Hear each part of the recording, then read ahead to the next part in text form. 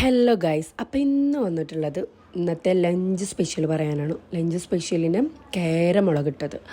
അതിൽ നിന്ന് ഒരു കേരൻ്റെ കഷ്ണം, അതായത് കറി വെച്ച കഷ്ണം നമ്മൾ ഫസ്റ്റ് തന്നെ കുഴക്കാൻ വേണ്ടിയിട്ട് മാറ്റണം.